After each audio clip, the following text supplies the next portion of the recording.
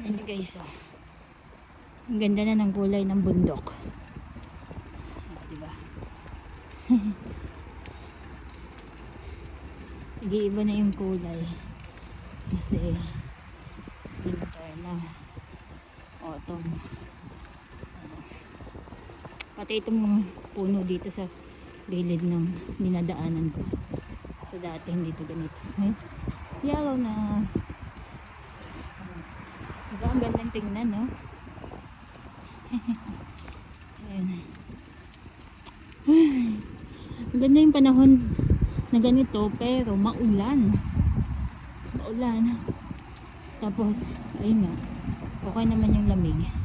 Yan yung bundok, diba? Ganda ng kulay.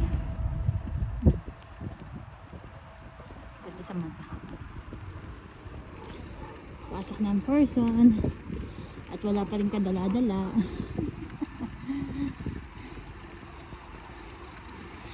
So that's it.